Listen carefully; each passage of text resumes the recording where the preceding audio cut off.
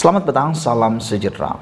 Ini satu pendedahan yang pasti Anda akan kongsikan kepada semua orang, yang pasti akan menarik perhatian Anda, ianya berkaitan dengan pengampunan Diraja Najib atau pengampunan Najib. Sebelum kita teruskan, Anda berada di pihak mana? Anda setuju Najib dibebaskan atau Anda tidak setuju Najib dibebaskan? Ataukah Anda setuju Najib dibebaskan tetapi perlu menjalani sebahagian besar dahulu hukuman penjara beliau, ataupun Anda mungkin mahu Najib dibebaskan serta-merta? Ramai netizen sedang berbalah pada masa ini berkaitan perkara tersebut. Namun kali ini ulasannya akan lebih panas, akan lebih hebat, dan akan lebih menarik perhatian Anda. Anda wajib share video ini supaya semua orang tahu kalau Najib bebas, PN dan PH, PHBN, Pakatan Harapan Barisan Nasional, pasti ditolak pengundi dalam 6 PRN nanti. Ada dua kemungkinan mengapa UMNO begitu tergesa-gesa mahu memohon pengampunan buat Najib Razak, walaupun bekas Perdana Menteri itu belum sampai setahun menjalani hukuman penjara 12 tahun yang dijatuhkan mahkamah terhadapnya. Pertama, untuk menjadikan beliau sebagai Perdana Menteri semula, paling awal barangkali selepas PRU 16 nanti. Kedua, untuk memanfaatkan pengaruh bekas Perdana Menteri itu bagi menghadapi PRN di 6 negeri yang akan berlangsung tidak lama lagi. Dalam hal ini, UMNO dipercayai punya keyakinan Najib mampu menjelmakan keputusan cemerlang buat Barisan Nasional sebagaimana peranan yang telah dimainkannya dalam PRN Melaka dan Johor sebelum ini, di mana BN menang dengan majoriti 2/3 di kedua-dua pilihan raya itu.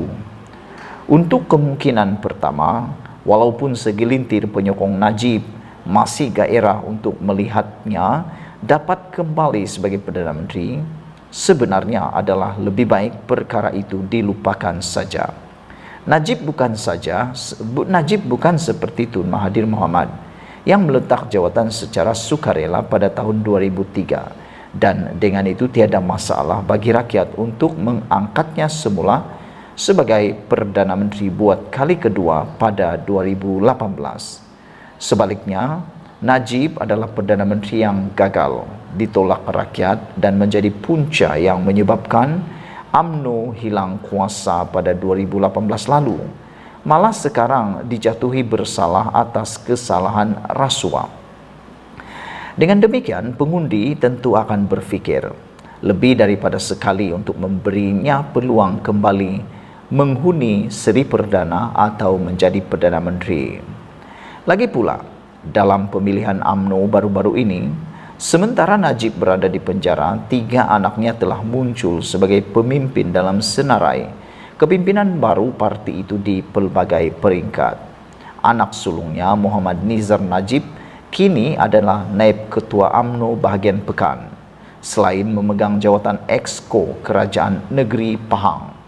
Seorang lagi anak beliau, Muhammad Nazifuddin pula, menang sebagai Ketua UMNO bahagian Langkawi.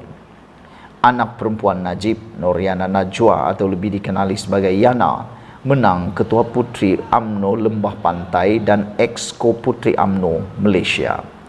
Apabila sudah ada 3 anaknya berada dalam kepimpinan UMNO, ini adalah masa yang terbaik untuk Najib berundur dan bersara sepenuhnya. Oleh itu, UMNO tidak harus membuang masa memohon pengampunan yang segera buat Najib. Sebaliknya, biarkan saja proses pengampunan dilakukan oleh keluarga Najib sendiri.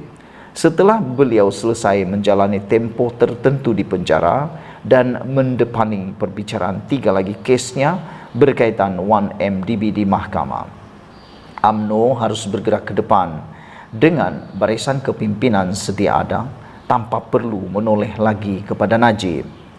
Untuk kemungkinan kedua, yaitu BN, bagi kepentingan BN berdepan 6 PRN, apa yang UMNO harus sedar ialah bukan saja sekarang ini keadaan Najib sudah berbeza berbanding ketika PRN Melaka dan Johor sebelum ini.